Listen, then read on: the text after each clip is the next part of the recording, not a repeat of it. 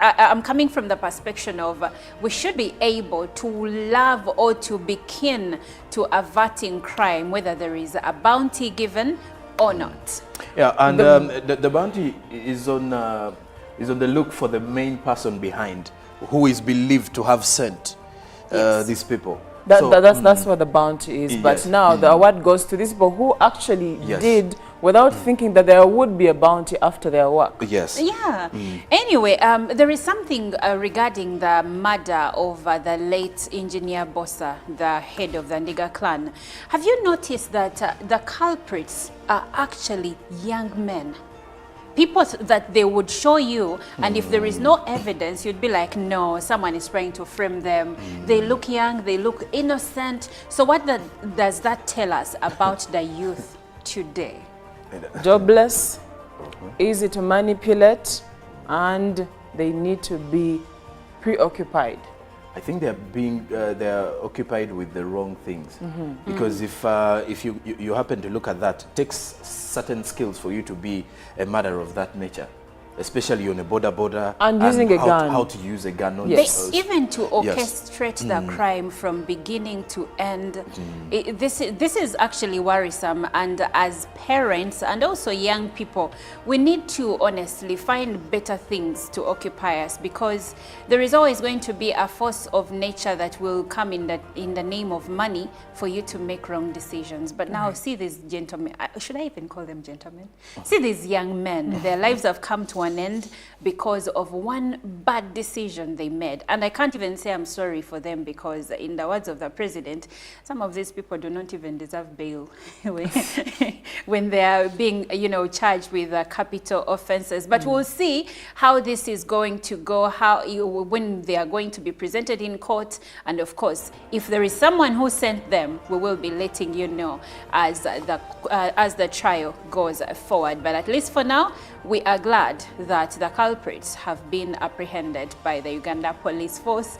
And of course, like Sonko said, we have a stake in that. And of course, we commend the men in uniform for a job well done.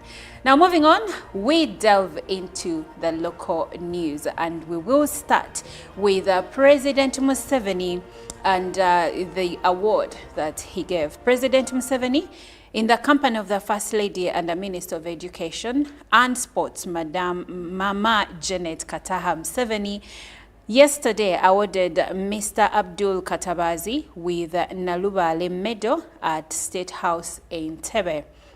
This was during a cabinet meeting.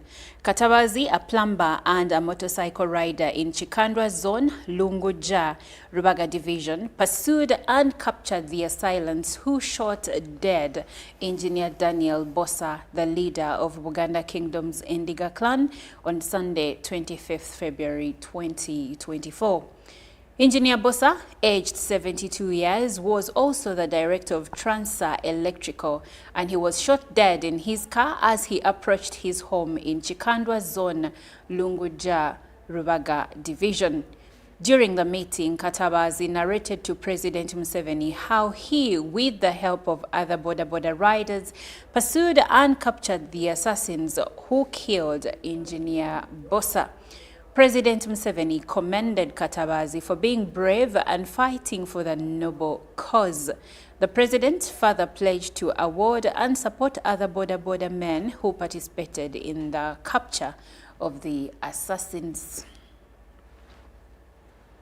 And moving on, the operation conducted by the Criminal Investigation Directorate, Crime Intelligence and Police in the Kampala metropolitan area has resulted in the arrest of 7 suspects linked to the gruesome shooting murder of Daniel Bossa Roma, the Ndiga clan head in Buganda. Among the suspects is the shooter Luja Noah, who survived a lynching attempt by a mob on the day of the shooting. Police confirmed that he has recovered from the injuries sustained during the incident and will be instrumental in aiding the investigations. Fred Enanga, the police spokesperson, announced that a 10 million cash reward is being offered for any leads on Luja Bossa, wanted by the CID for allegedly masterminding the plot to assassinate the Ndiga clan leader, in Lunguja. Luja is believed to have orchestrated the execution, including sourcing the AK-47 gun used in the murder and identifying the location for execution. Enanga urged members of the public to use available channels, including contacting the CID on number 0741 111 333 to provide information that could lead to Luja's apprehension. Daniel Bossa Roma was laid to rest in Mpigi Town Council. Relatedly, 2 traditional healers were hacked to death in Pakwach and Katonga by unknown individuals currently being hunted by police. While the flying squad have arrested 2 prime suspects, part of a gang that has been conducting armed robberies in Tororo and neighboring districts, these were using a stolen gun from a police constable who was guarding NIRA officers in Tororo. Now moving on to the Uganda Police Force, the Inspector General of Police, John Martins Okoth Ochola, has handed over office to the Deputy Major General Geoffrey Tumsime Katsigazi following the expiry of his contract. Ochola has served the force for 36 years and 6 years as Inspector General of Police. Major General Geoffrey Tumsime Katsigazi will serve in acting capacity until a new IGP is appointed. After serving the Uganda Police Force for 36 years, the outgoing Inspector General of Police, John Martins Okoth Ochola, has retired from the institution. While handing over the office to Deputy John Martins Okoth Ochola, while handing over the office to his deputy, John Martins Okoth Ochola applauded the Commander of Armed Forces for the opportunity to serve the country. President Museveni appointed John Martins Okoth Ochola Inspector General of Police on the 4th of March 2018, and his contract expired yesterday. On the 24th of January 2024, John Martins Okoth Ochola wrote to the Minister for Internal Affairs, retired Major General Kahinda Otafire, asking for conclusion of duty in the Uganda Police Force. Ochola joined the force on the 2nd of January 1988, served in portfolios of OC Entebbe Aviation Police, Head Prosecution Office, Head of Complaints Desk. He once served as Commissioner Legal Department, Deputy Director CID, Director CID, and he also served as Deputy Inspector General of Police and climaxed his service as the Inspector General of Police. Well, job well done by the IGP, and we commend him for his service to the people of Uganda. Now, lastly, the Minister for Kampala, Hajat Minsa Kabanda, has officially called off the verification exercise for the cleaners at the old Kampala playground. This decision follows mounting tensions between the cleaners and the authorities over delayed payments. The protesters, including Lutaya Simon, a 48-year-old Ugandan who also serves as a drainage distiller in Rubaga Division under KCCA, expressed their grievances. Simon, along with many others, has suffered from unknown skin diseases allegedly contracted while on duty. He emphasized the failure of KCCA to provide protective gear, exacerbating their health issues. The demonstrations prompted KCCA's technical wing, led by the Executive Director Dorothy Chisaka, to initiate a verification exercise to validate the cleaners and later process payment processing. However, the cleaners rejected this effort, leading Minister Kabanda to cancel the exercise. Disagreements arose among the parties involved, with some claiming transparency issues in the verification process, while others argue that their years of service render verification unnecessary. The disagreement also saw the KCCA leadership being chased off the grounds.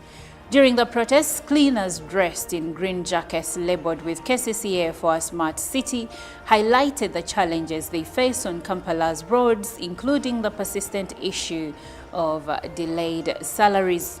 Deputy Executive Director of KCCA Luyimbazi David, however, explained that the verification exercise was meant to confirm the number of cleaners for payment processing, citing the inadequacy of the funds allocated by the Ministry of Finance. Well, that does it for the local news. Now we delve into the international news and climate news by Chantal Olive.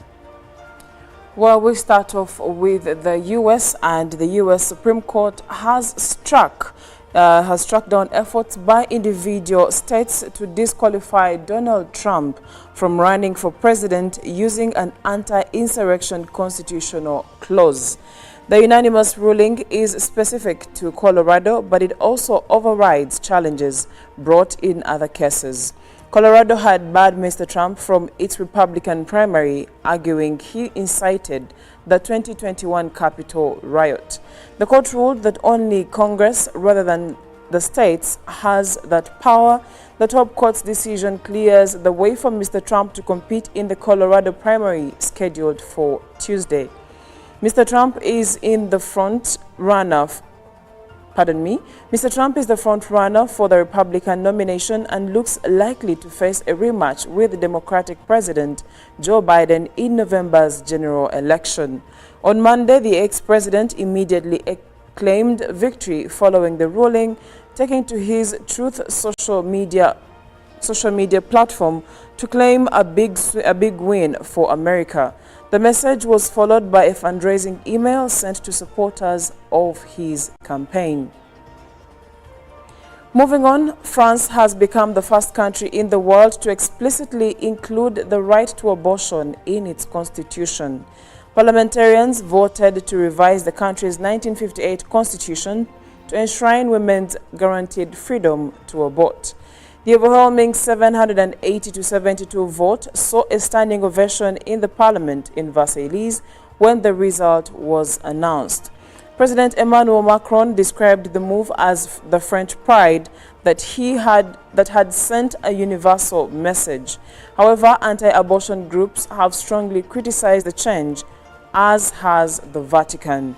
Abortion has been legal in France since 1975, but polls show around 85% of the public supported amending the constitution to protect the right to end a pregnancy. And while several other countries include reproductive rights in their constitutions, France is the first to explicitly state that an abortion will be guaranteed.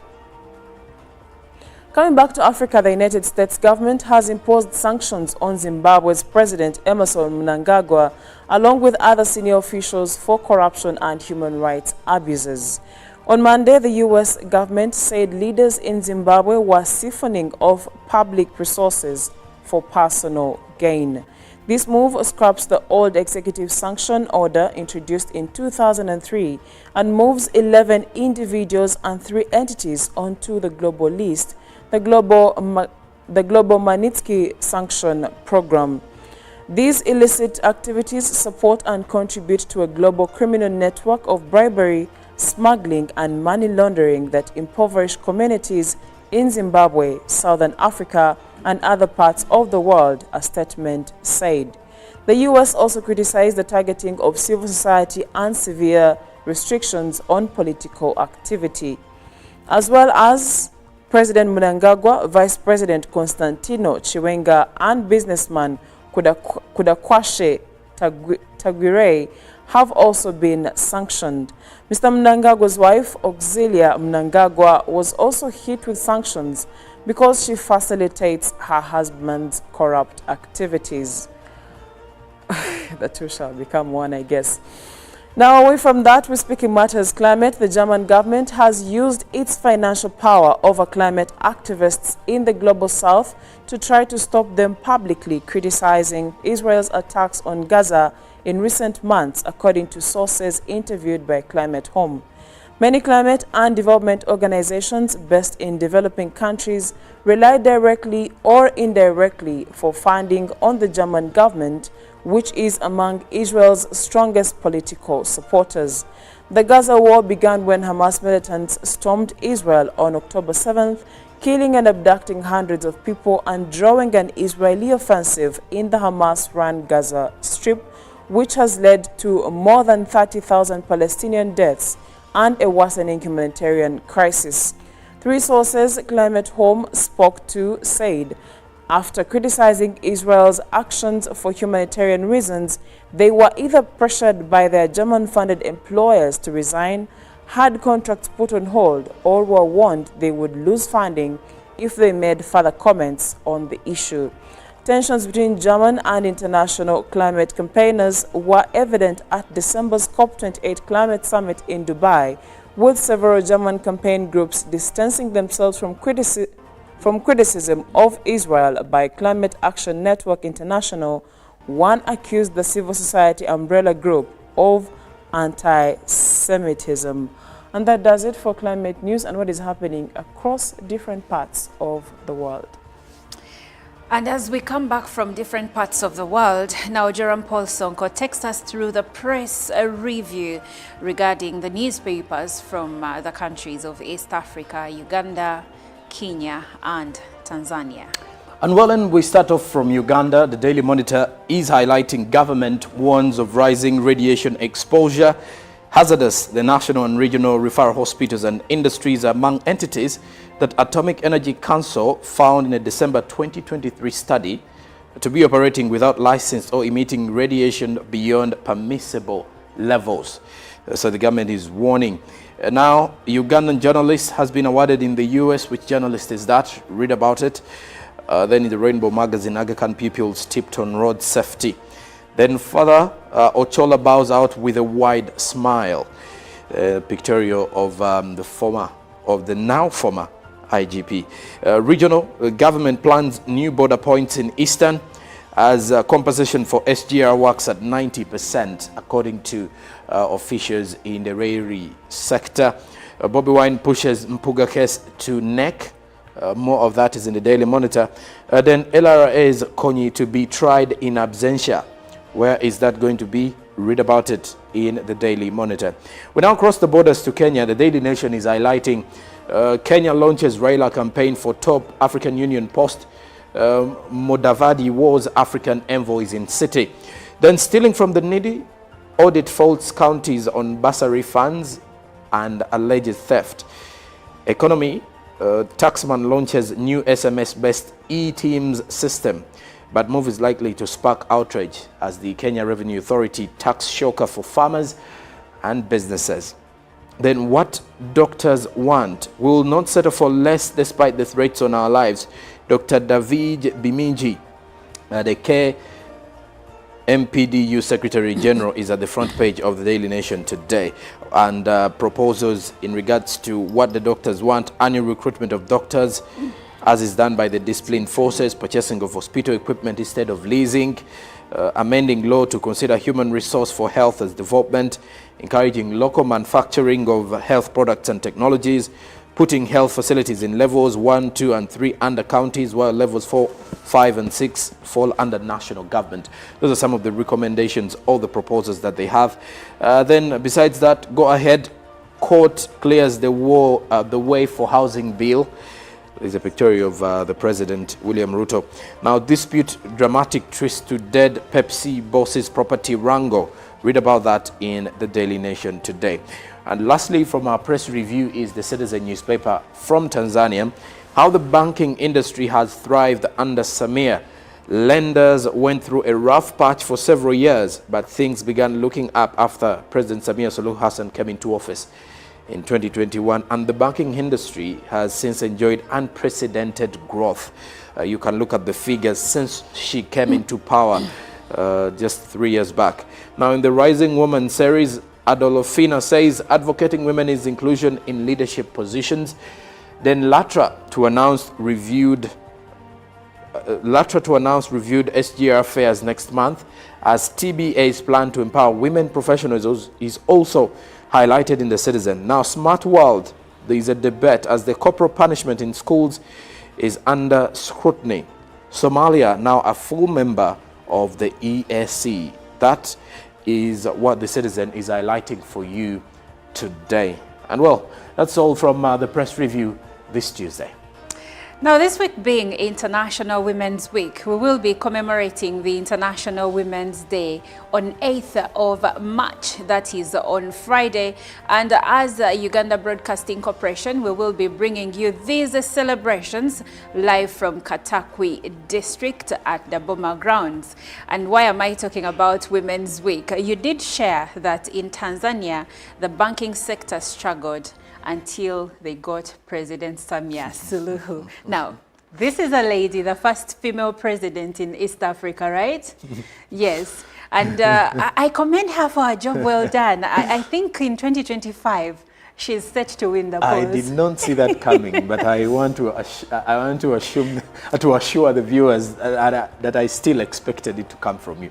But I think you're right. 2021 and the strides they are making, clearly not only in the banking industry, by the way, you get to realize that ever since she came into power, regardless of how we've been perceiving women in leadership positions, she has done tremendously well. She has done a tremendous job, and we commend her as women. And for you, lady out there doing an amazing job, we commend you and send you your flowers here from Good Morning Uganda. Regardless of whether you're heading or WhatsApp. Now we will take a short break, and we'll leave you with Celebrate Me by Pato Ranking. We'll be right back.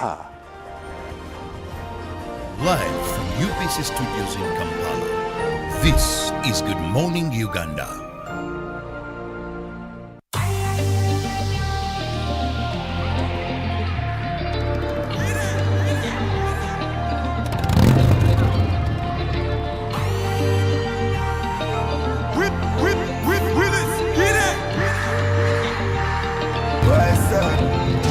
If I fail, then go laugh me. Now my mama now him bath me. Them is excuse they slap me. Same people when I turn they go yab me. Alright, tell me where then they. But now they also how they try sustain. Every Saturday, from Ilaja down to Costain. I beg, no carry my blessing run. Today now you, tomorrow fi be my turn. Show me love, no go show me python. We be the same for Oluwa Kingdom. So me say, celebrate me. Now when I day alive, appreciate me. Now when I day alive, not be say when I live this life, you go the fake I'm for my wife. Celebrate me.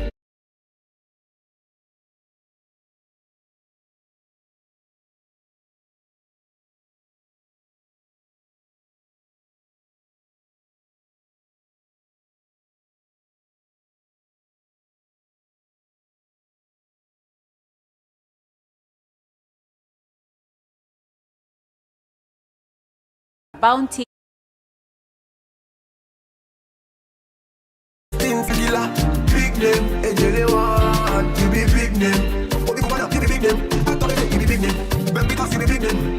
Tompolo, you be big name. Ochacho, Ebelebe, you be big name. Okonjo, Iweala, you be big name. Larry Gaga, one name, you be big name. Oluwa, make me a big name. Make I put all my enemies in big shame. So me say, celebrate me. Now when I day alive, appreciate me. Now when I day alive, don't be say when I live this life, you gonna fake I'm for my wife. Celebrate me. Now when I day alive, appreciate me. Now when I day alive, don't be say when I live this life, you gonna fake I'm for my back. Give me, waiting I deserve. If I supposed to no put me for reserve, no go wait till I buy. Before you give me meat pie, Kadenuga, you be big name. Lucky Gardens, you be big name. Kabiesi, Elegushi, you be big name. Obafemi Martins, you be big name. Dami Oloyo, you be big name. Ibrahim Mahama, you be big name. Sledge for Ghana, you be big name. Spoy Chukudi, you be big name. Chief Ikuku, you be big name.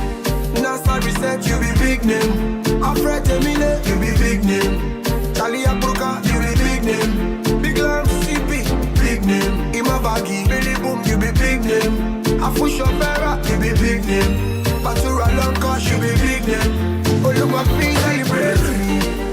Now when I day alive,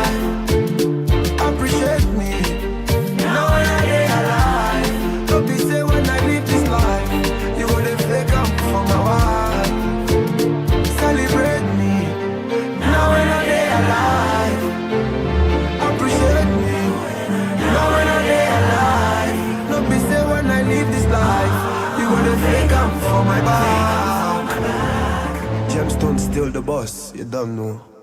What I say?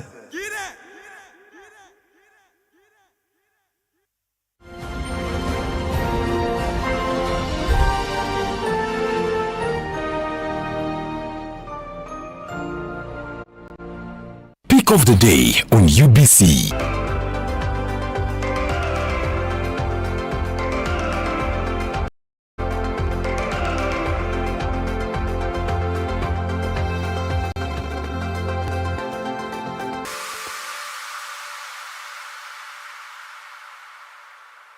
Was brought to you by MTN Momo Pay is the easy way to pay. Dial star 165 star 3 hash or use the MTN Momo app. You don't need cash. MTN Momo Pay is safe and free.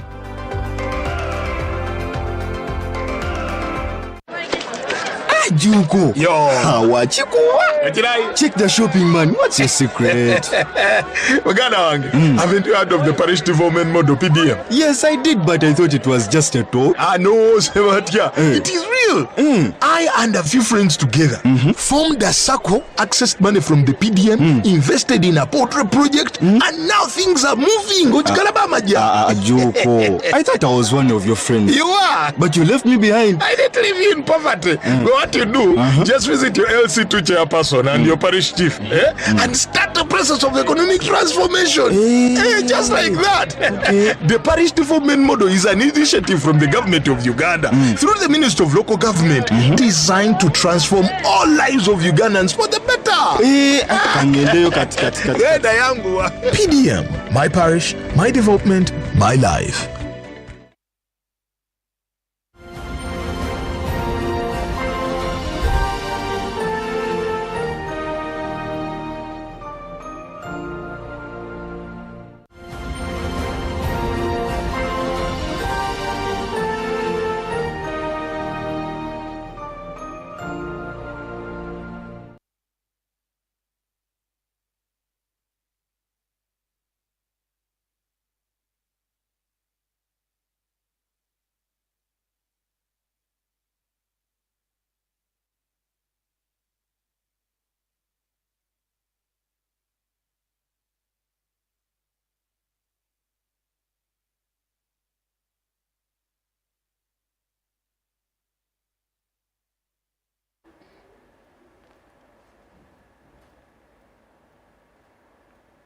It's a beautiful Tuesday morning. Welcome once again to Good Morning Uganda.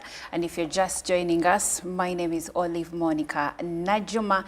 Thank you so much for being with us. Now, this week, all of this week, our primary focus on Good Morning Uganda is going to be on celebrating women, because this week happens to be the International Women's Week, which will also culminate into the celebration of the International Women's Day on 8th March, which will be on Friday this week. So today we decided to have a conversation with women in education, and I have a lady that will speak for them and of course tell us more about the education sector and how the women therein are faring, or the challenges that they are experiencing, and of course how the education sector has evolved to also include, it has always had women. I think all of us have had a female teacher somewhere, but how are the women, have the women in the education sector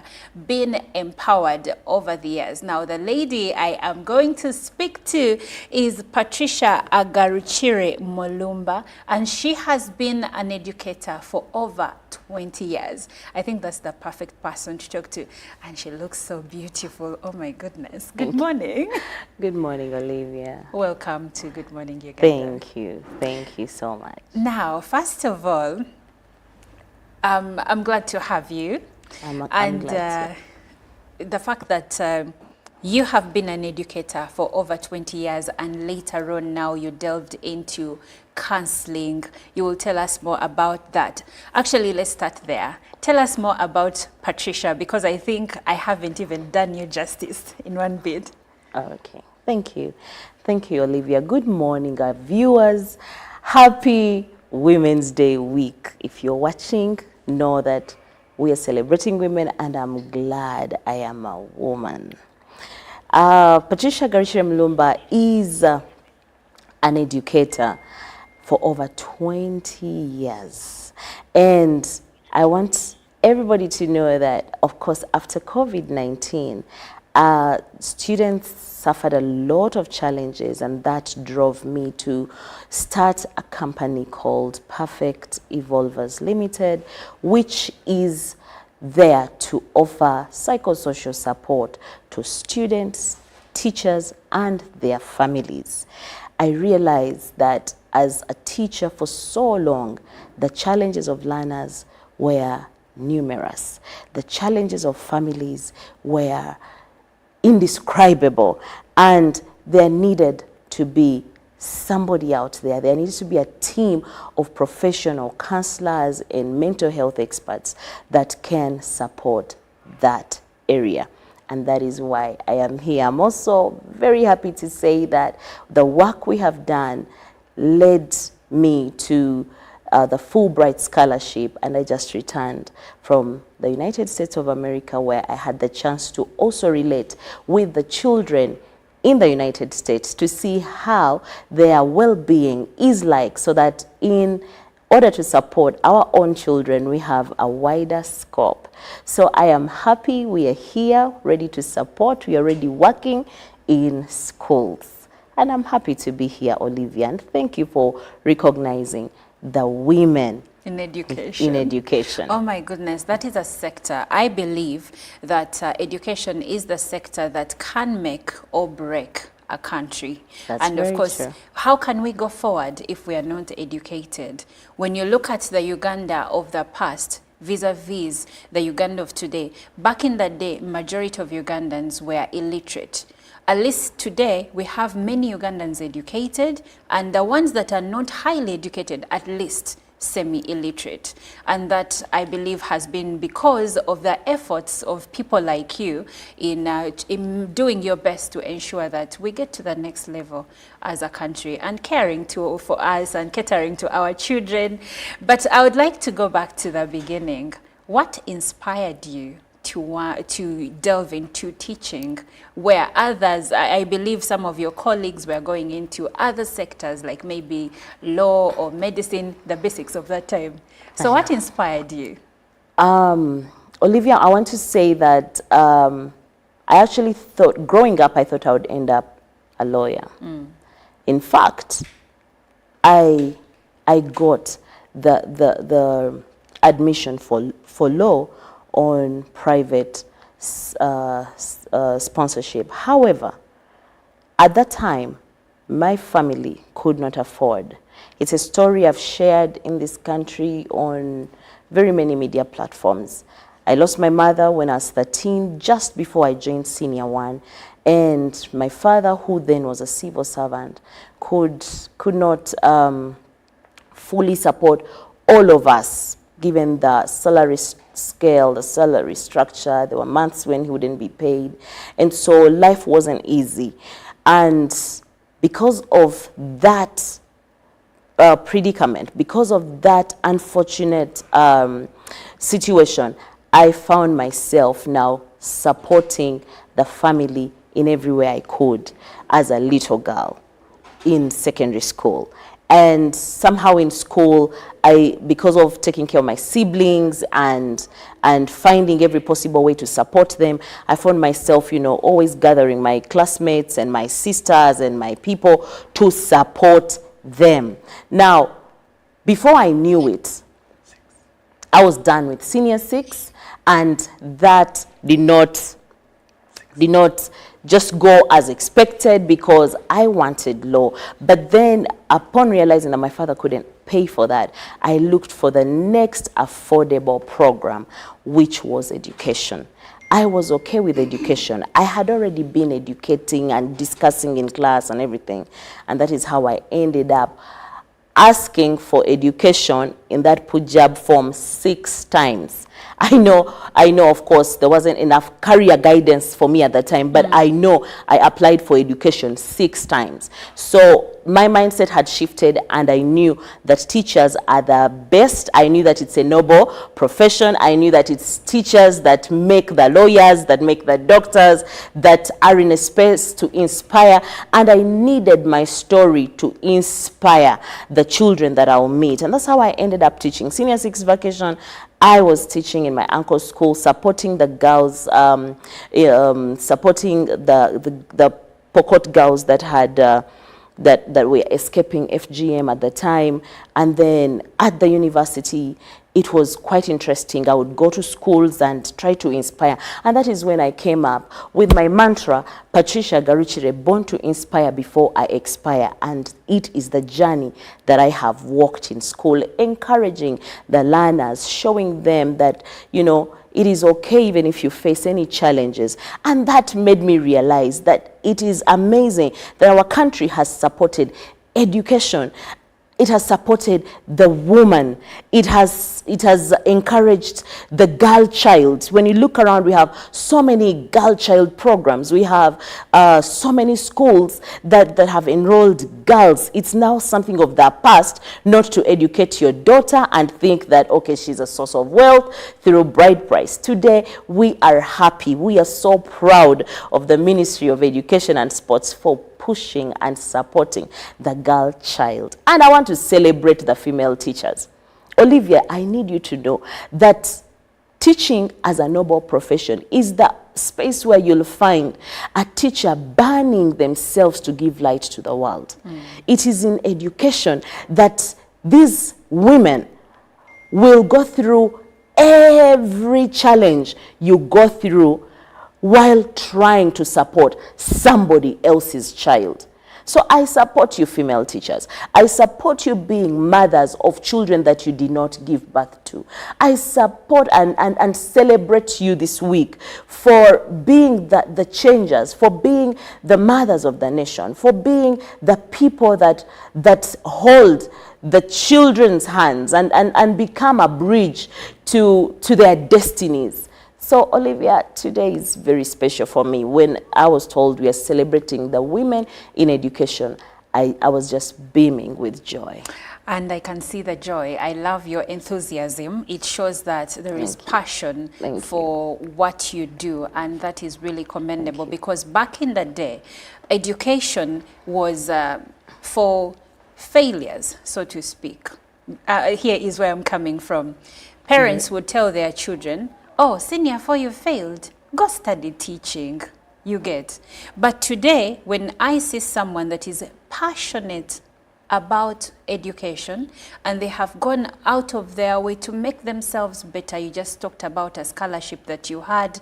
This makes you an even better teacher, because now it has given you a different perspective to teaching, to handling children, because you've seen how children are handled, let's say in the United States where you've been, and how children are handled here. And you can bring that knowledge back home to enhance our education sector.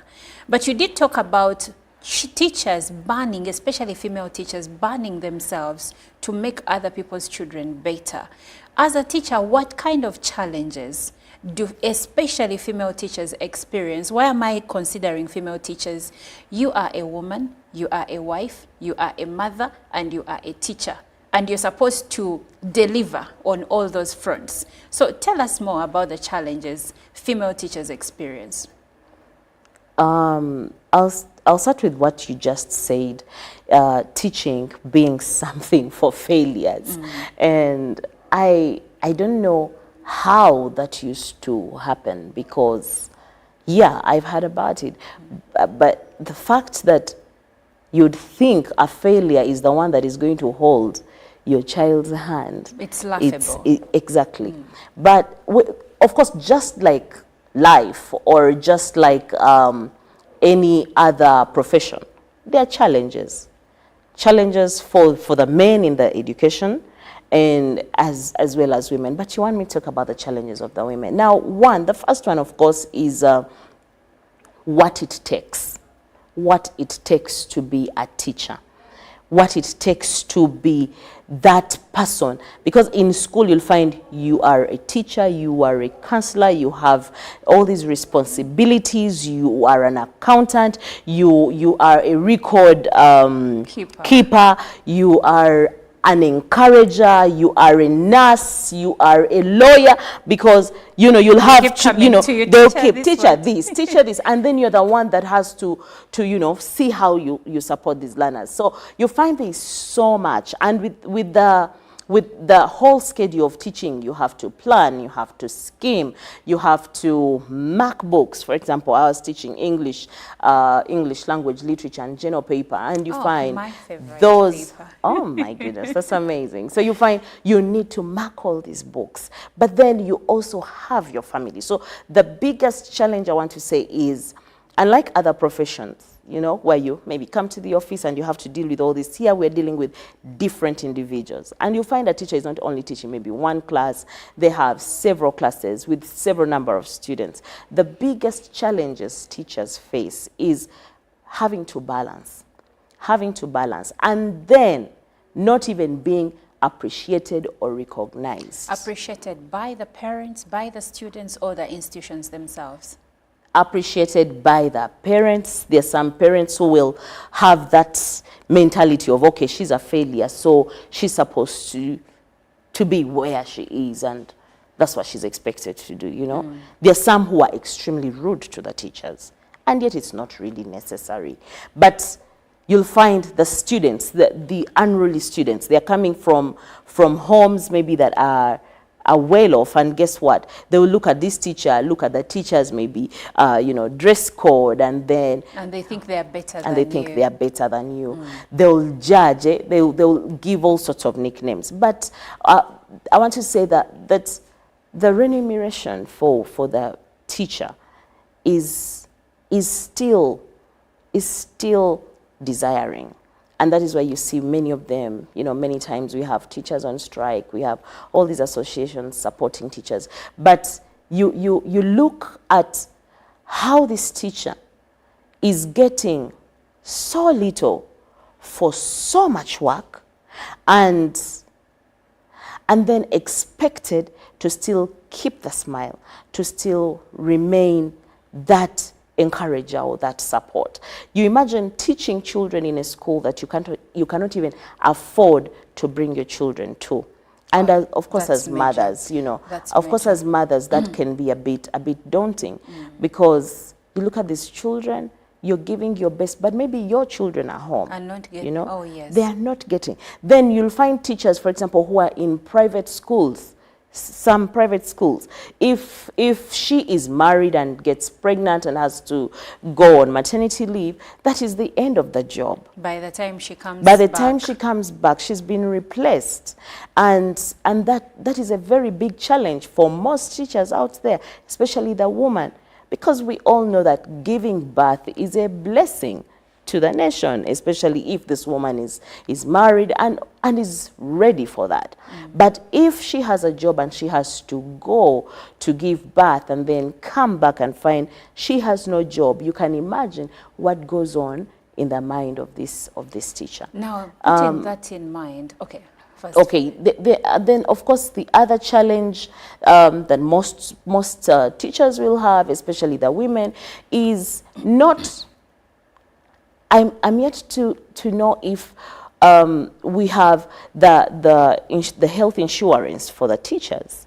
I remember when I was in the schools, in the different. No, we didn't, and yet I remember applying when I was going onto the payroll. I remember, being assured that okay, now this means you're going to get health insurance, but not once did we, get it. And maybe I was only lucky that in one of the schools. We were supported by, I think, the PTA fund, and then there was that. I remember we had that moment, which was short-lived. But that also is a very big challenge. The teachers may not afford. And then, of course, knowing that you're the one that has to teach all these learners, you'll find many times maybe you even get so connected to them, and then every year you realize now they're going to another class. Oh, and then so you how start does that all weigh on a over teacher's again. mental health, by the way? Because you've had, let's say, these students, you were a secondary school teacher. Yes. Maybe you've had them from senior 1, now they go through 1, 2, 3, and at 4, they're gone. Your favorite student, the girl who used to give you the marking guide, gone. How does that, because we never think about that. As students, I'm done with this school, I'm going to the next, or I'm done with this level, I'm going to university, and that's it. But how does that weigh on the teachers that have seen them through all these years? Of course, it affects a little, because you would expect it, and that is what actually every teacher wants, that your children, go through your hands, you see them, get promoted, and then leave O level, come back maybe for A level, and then leave, and then the next time you meet them, they're at the university, and that gives you the joy. But it's like a little bit of bitter-sweet feeling. Like you're saying, like this child that you bonded with, and then they have to go. But also I find that as another opportunity now to nurture others. A new generation. Yes, a new generation. I know that the teachers who are watching, you know what I'm talking about. But I just celebrate the teaching profession, especially the female teachers, but also the male teachers, because, my dear, male teachers also have a lot they deal with, but today is all about going the women. Through the formative years of studying, that is in primary school, especially lower primary school. Many of my teachers were female, but now I see, like at my children's school, many of their teachers are male, and I see how these men are catering to these children. I'm like, this is beautiful to watch. So I hear you when you say that we should also celebrate the male teachers. Yes, we should. Though, yes, this week is ours, but we celebrate you too. Now, you did mention, according to some of the challenges that you mentioned that teachers encounter, how best do you think this should be resolved? Do you have any suggestions? Because someone out there may be watching and they're taking note of, how the mechanisms that they could take to enhance the lifestyle of female teachers and teachers as a whole. I want to say that we as a country, or we as a society, must change the mindset or the view towards the teachers. We must understand that they are the core of every profession. And if there is anything that can be done, at least their pay should be improved. It is really hurting if a teacher cannot probably afford the simple basics that they would need to support. If you go, I happen to move and go to the different regions in the country, and then you'll find that there are those teachers who cannot even afford maybe data or airtime. And I feel if there is something that can be done, I would just request that the pay for the teachers is revised. They make the whole difference. I want you to tell me one person that has that is out there and doing, an excellent job or not so excellent a job and has not gone through the hands of a teacher. They really need that. And speaking about going through the hands of a teacher, what strategies do you employ as yourself, but maybe even other teachers, to encourage and empower and inspire young girls in the classroom? I will say there are quite many. There are quite many. When you look at the school setting here in our country, of course, we have what we call the assembly, we have class teachers, we have maybe year heads, or we have heads of departments. One of the strategies, of course, is not just teaching. Teachers don't just teach, but they they encourage, they motivate, they open the doors for these children. For example, I headed a career department in Mengo Senior School, and it was mandatory that we let the learners know about all the other professions and what it takes. So it's not just about teaching. So the first thing I need the world to know, or the people who are viewing us, is that when you take this child to school, it's like he or she is going to get this holistic experience. And that is all because of the teacher.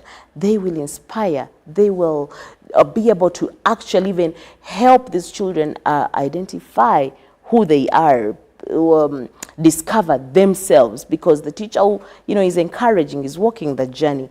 And I know that is one of the reasons why Perfect Evolvers Limited was started, to help the learner, to help the teacher, to help the school administrators understand that the well-being of the school setting is key, that we shall evolve, we shall help the students evolve into better versions of themselves. We shall support the psychosocial wellness of also the teachers. It is important to know that if the teacher's cup is empty, they cannot give what they don't have. Yes. So we are here to fill that cup.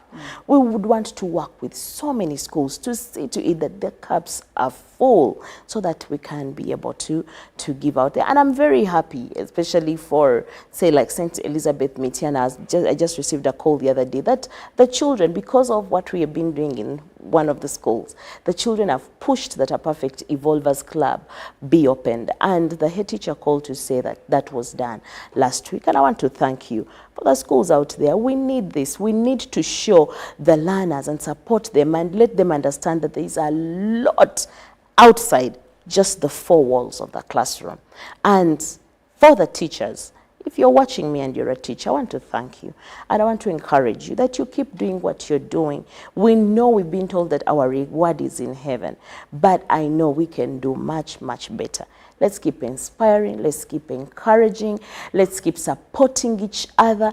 Let's try to fight the toxicity at the places of work. I know this. Let's change the conversations in the staff rooms. Let this year's Women's Day be the beginning. If you've been that female teacher that has issues, with your fellow female staff, that has issues with maybe some learners, this is the year we can change that narrative. And I know that it is possible, because we are meant to be the ones that change the narratives in all the lives of those who come into our lives.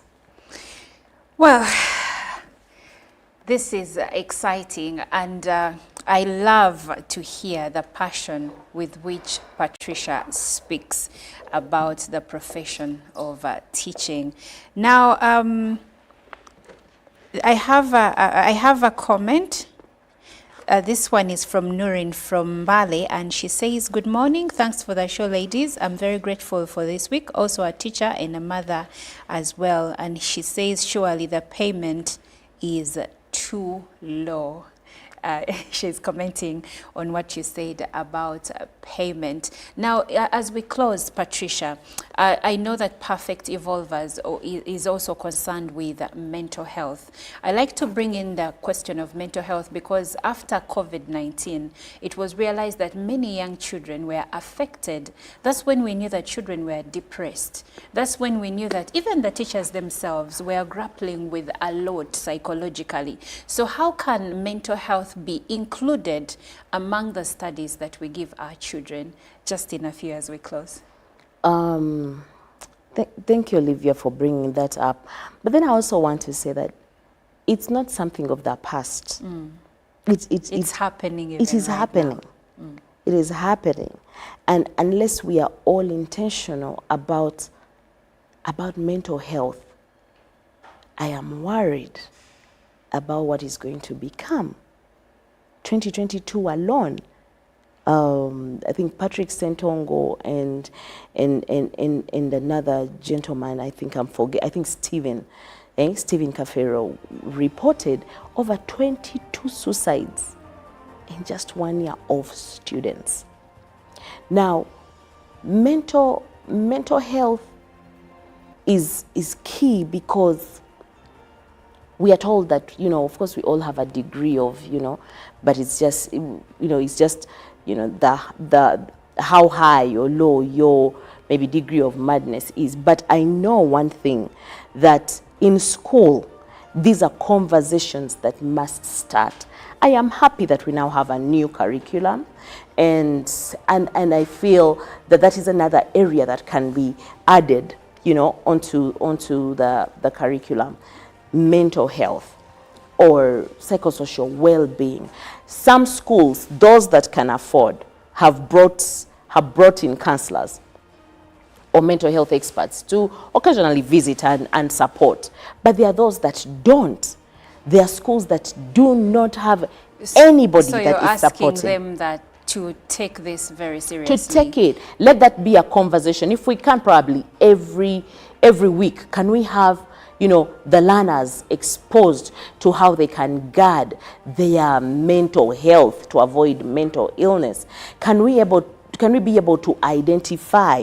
I'm very happy with schools that have even brought on peer counselors, tried to empower the students themselves to have these conversations with their friends.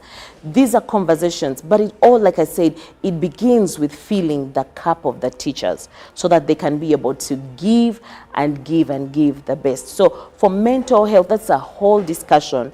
I'm sure maybe for another day. Yes, because it's a of the whole time. discussion but for another day, yes. Yeah, but let the conversations in school start, especially on mental health. Well, thank you so much, Patricia. I've been speaking to Patricia Agaruchire Mulumba. She is a speaker, counselor, life coach, and also an educator. She's from Perfect Evolvers, and you can find them, I believe, on all social media networks. There's even a book called Teens Get Pardon, and that one tries to address the mental health area for the teenagers. Well, you should look out for that book as well, Teens Get Pardon. My name is Oliver, and again, happy International Women's Week as we cheer for the International Women's Day on Friday. Good morning, Uganda continues.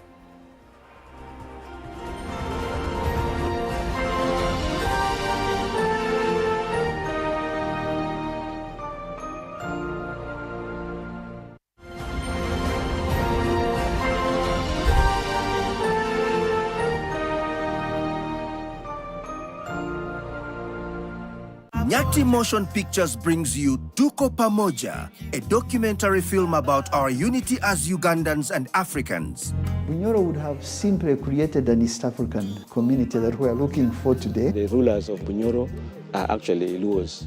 We people who live across the Nile, we are so related from our myth or from just the Nile. We are the same people, and genetically we are even the same people. We are similar people. We are one. Pamoja, we are one. Use that word, pamoja.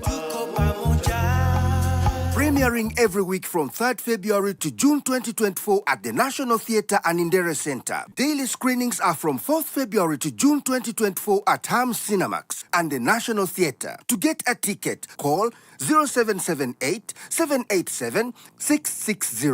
Tuko Pamoja?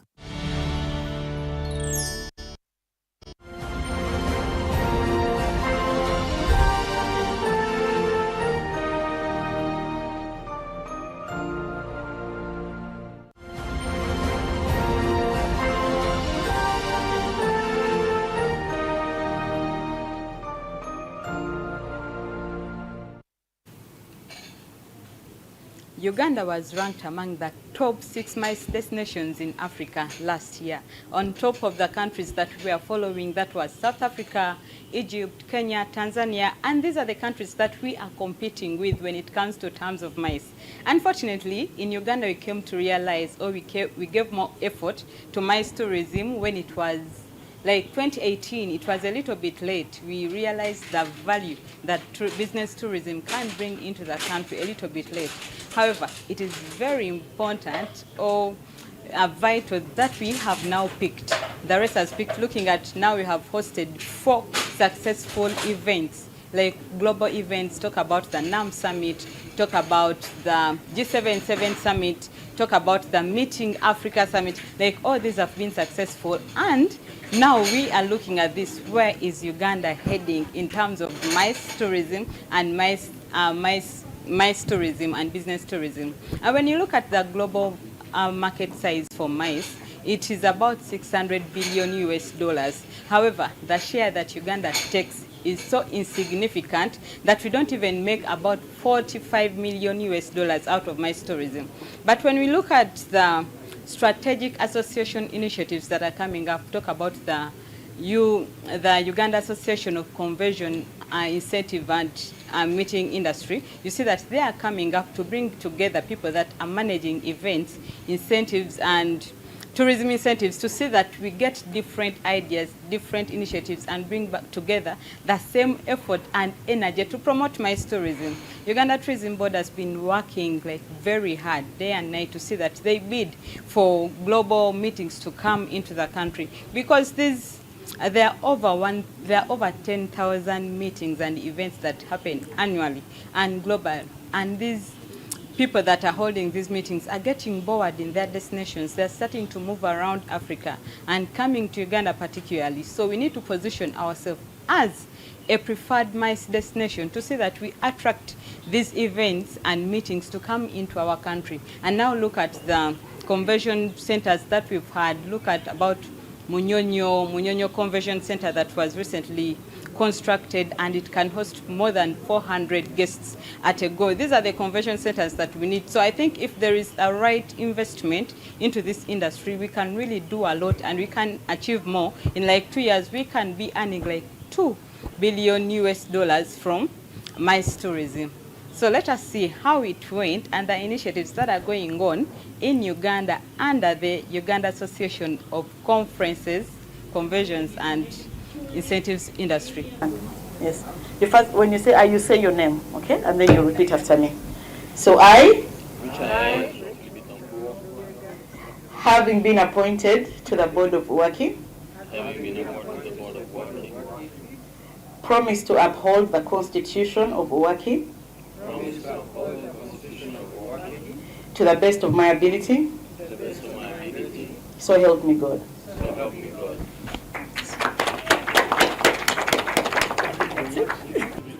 Then we have conference and interpretation service. Please come for your certificate.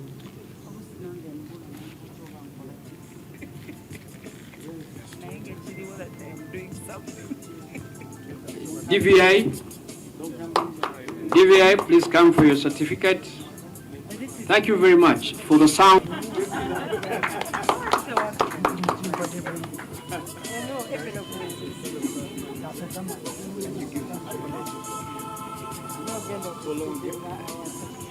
Thank you. Lovely chapter that looks for opportunities for entrepreneurs with innovations to spaces to be able to. My name is Peter Kagwa, as introduced. I'm the interim chairman for Uwaki. And mine is to give an overview of our journey and why we are here today. So we're here to convene a second, if you may, annual general meeting. But before all that, I'd like just to give you a background. Many of you have probably heard about Uwaki and are just wondering what Uwaki is all about. Together with the board, we picked something to share with you, members, and I wish the guy was a bit more engaging. But it gives you a feel that each and every one of us in the room here plays a role in developing this new product that the government decided to pick up. So, as you may all know, Uganda's been doing very well in promoting the gorillas, a nice, lovely national parks. But there's now a drive to find new products that can drive traffic into the country and generally bring revenue to Uganda. And without looking so far, if you look into the continent and see how South Africa has been doing, how Rwanda is doing, we picked a leaf or two and agreed that MICE was certainly going to work for Uganda. When I say we, it's the government of Uganda. Well, MICE in Uganda started coming to light in about 2018 when we got eyes opened that actually convention bureaus and conference centers are a source of money. It's a very big value chain because on average, everyone that travels for a conference will spend at least $800 in that 3-day period. So it's one thing that we have opened our eyes late, but it's one thing that we're running up to the extent that in 2022, Uganda in Africa was ranked number 6. In 2019, we're ranked number 8. We're only going behind Kenya, Tanzania, and Rwanda, and South Africa, and Egypt. Now, what has kept us behind all this time is that we did not have the space. You know, conventions carry 1,000 people, 3,000, and 5,000. We haven't had that space yet. We've relied on open space venues and tents, which are not reliable. But also, we have not put a lot of effort before into marketing the country for business tourism.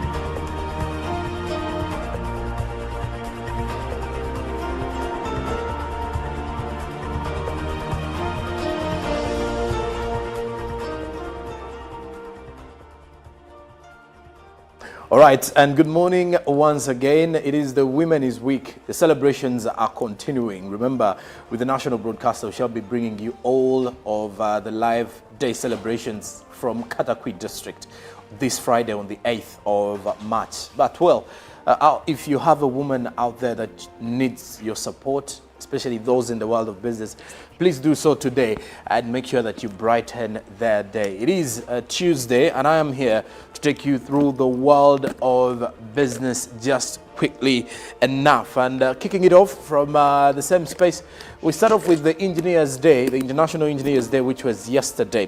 Now, looking deeper into it from the Ugandan perspective, Uganda is lacking engineering capacity to enable it to compete with its counterparts in other countries, according to Dr. Monica Musenero.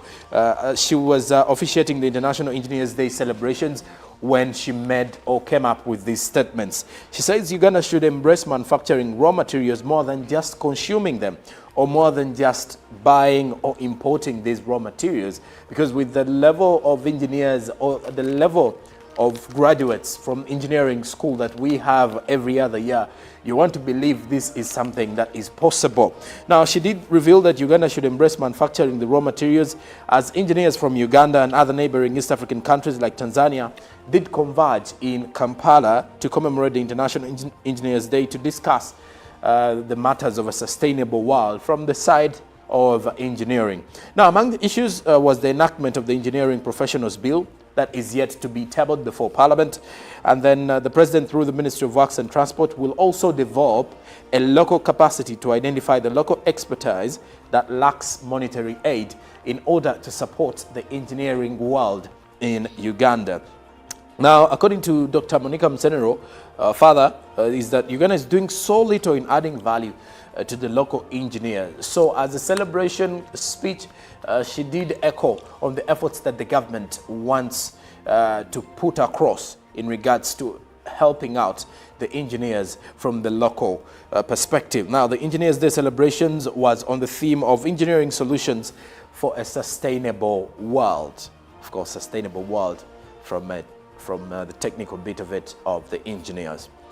Well, and a happy Engineers Day to all the engineers, or I should say a happy belated International Engineers Day to all the engineers and pretty much the female engineers. And now let's talk matters development in transport, as local leaders and women in Kwanya district have appealed to the government for a tax waiver on bicycles to increase access to this motorized means of transport. Now, a survey done in Kwanya district revealed that majority of women still lack access to bicycles, yet it is a necessity in transforming lives of rural women. Now, Sophia Akulo, a peasant farmer and a resident of Aduku sub-county in Kwanya district, says she owned her first bicycle, for example, in 2017. Since then, her life has not been the same, because the same bicycle, she's been able to add value to her life by transporting some of her crops to the market, and also helping out with different duties at work, rather at home. Now, the bike does help her in transporting produce to the market, fetching water for home use, and taking children to school. And she's among the 1,700 women living with HIV who benefited from the bicycles given by the Union of Hope, a community-based working organization which is based in Kwanya, Apak district. Now, the DHO Kwanya says this has enabled vulnerable women access refill centers, improving the HIV suppression rate in the district. Now, the Union of Hope had intention of giving out close to 5,000 bicycles, but the target could not be met due to the taxation on bicycle importation, which they do feel the government should clearly come out and solve in order to enable this as a reality of many in Kwanya. Now, a survey done in Kwanya by York University, Toronto, Canada, on the role of bicycles in development revealed how bicycles are critical in transforming rural and peri-urban communities. Although, when you look at it, the study found that the bicycles were extremely useful. Due to high taxation, bicycles and spare parts were not easily affordable to those who needed it. So the government has to look into the importation bit of it. But then also, if you're to look at it, how about if we can help those in the manufacturing sector, as much as we are looking at Kira Motors assembling and then also manufacturing electronic vehicles? How about if we also push for those who are manufacturing bicycles, especially those who are doing it using bamboo sticks? How about if we can push many of those into commercial manufacturing and supporting them? That way, we will have no worries of importation, really, and also just having room for the market of those manufactured within the country. More business news coming up here now. It goes to the northern part of Uganda, as the staff of Lira University Teaching Hospital have laid down their tools over underpayment by the university. They did allege that the university has failed to implement a directive by the public service to make adjustments on their salary structures. A section of staff members from Lira University Teaching Hospital have announced that this is to ensure that the university administrations works upon their grievances. Now, under the umbrella of National Union of Educational Institutions, Lira University, the branch really pushed for the aggravated staff members, claiming that the university authority have failed to implement a directive that should request or put adjustments into their salary structures. And speaking on behalf of his colleagues, Ochoa says that their efforts are to engage with the administration and they have failed to yield. And while also speaking matters industrial action yesterday, for those who are able to access Ginger Road, or for those who are actually using Ginger Road, Nakawa route, you were able to observe that the casual workers of Kampala City Council Authority further continued with their strikes of delay in payments. Of course, with the conversation that we did have with the Deputy Executive Director, did reveal that apparently those particular workers are contracted by KCCA through private entities, and these particular entities are supposed to be clearing these workers, though again the money is supposed to come from the KCCA. So more of these particular details from the SEM will be coming your way here, and I'll be giving you details in regards to how it will come to an end, and will they have received their pay by the end of this month, because many are still struggling with their livelihood, and that's why they really feel it is right for them to put their tools down, go on strike, and KCCA looks into their matter.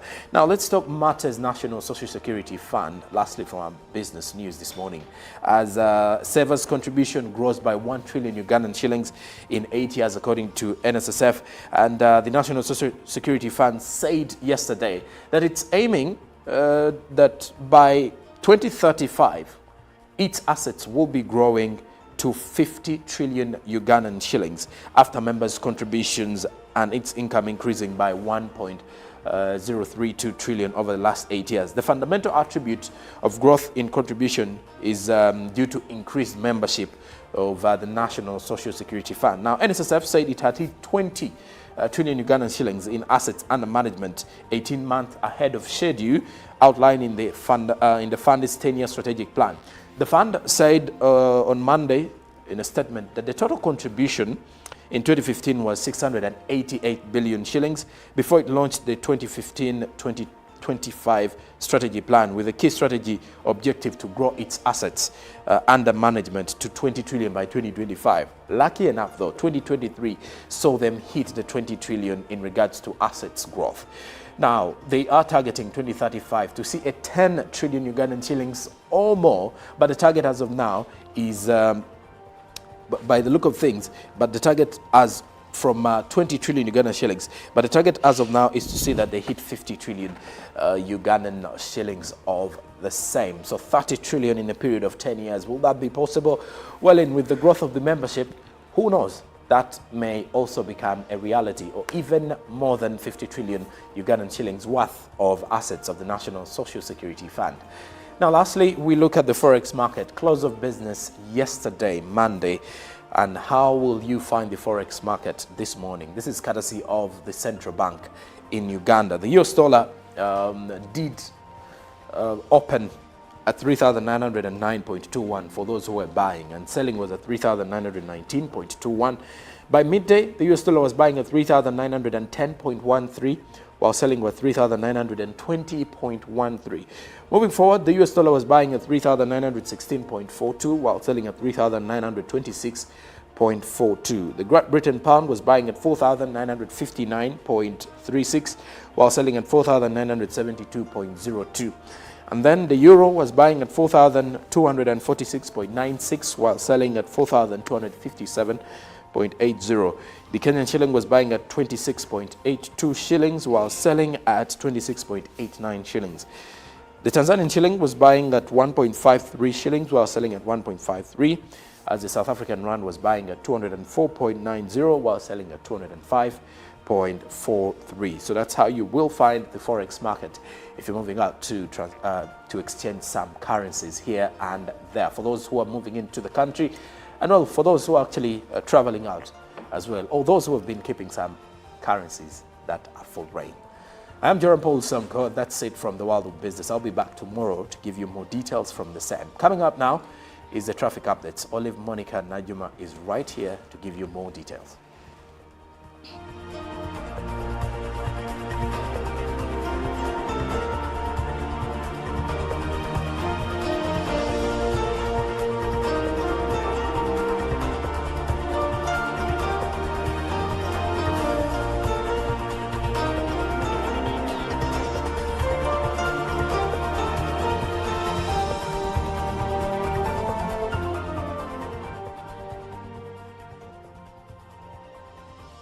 And yet again, with you, we traverse the routes of Kampala's roads to see how you can get to your final destination. Is it your place of work, place of business? Are you going for an appointment? Well, we are here to help you peruse through the roads and see where you can go through, or which road or route you can traverse to get to that final destination. Now, this morning we are situated in Chireka, actually a little before Chireka, that is Bwegere, and we will go through Chireka to see how you can get to the areas of Nakawa Banda, and of course see how you get to the Jinja Road roundabout and maybe even further on. Now, what you see right now is part of Jinja Road, Jinja Kampala Highway, and where we are at a section where Chobe Road joins the main Kampala Jinja Highway, and in this section we have slow movement of traffic, and of course there is a bit of traffic jam that is coming through from Chobe Road joining the main Kampala Jinja Highway.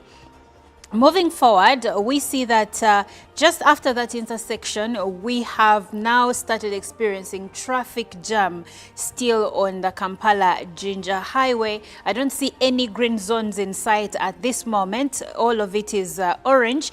But ahead, now we experience a bit of smooth flow of traffic, but then there is also traffic jam, especially for those going the side of Jinja Road.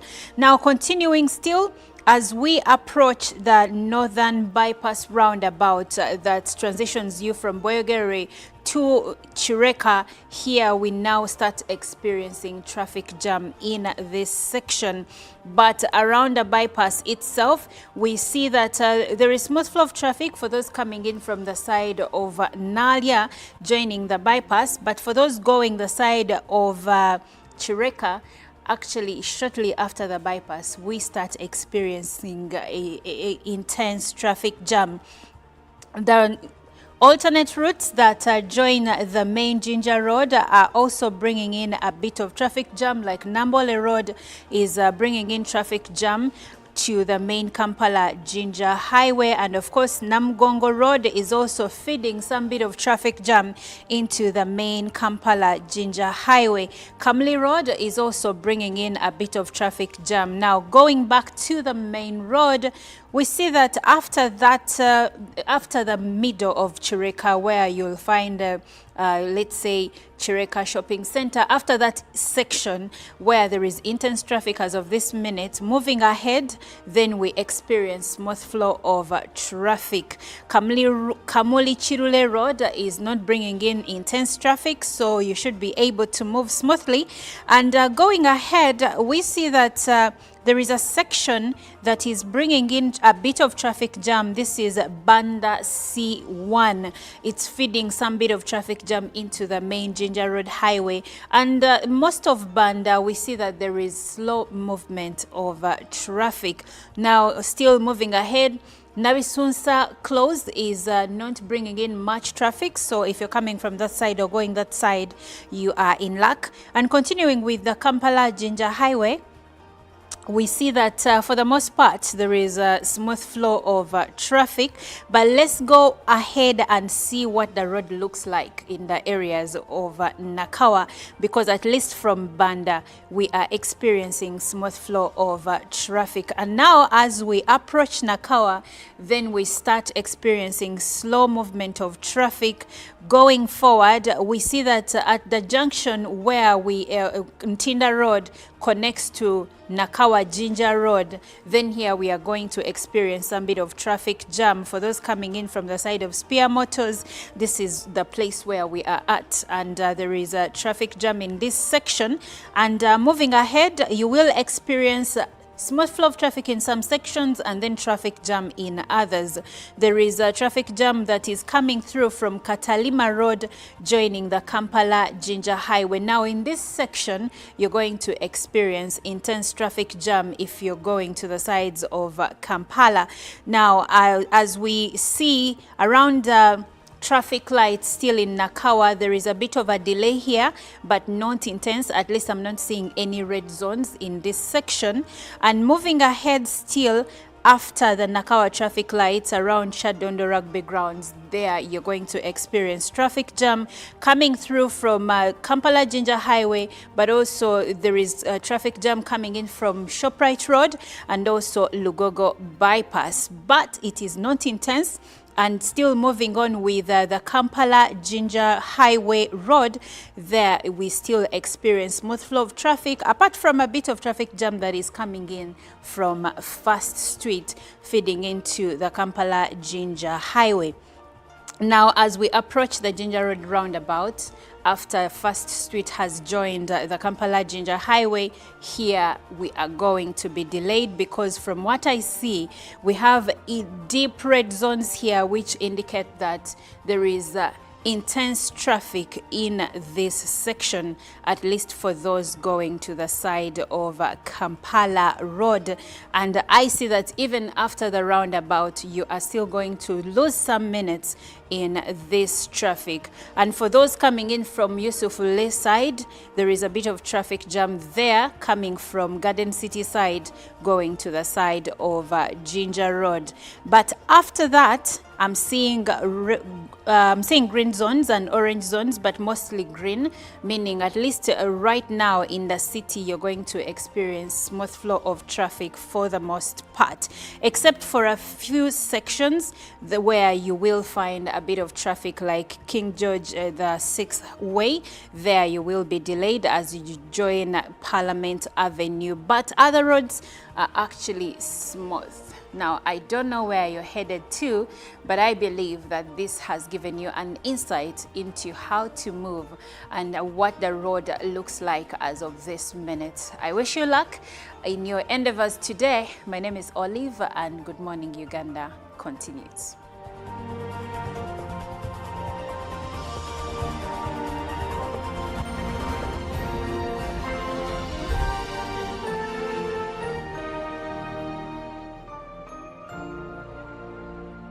Pick of the day on UBC.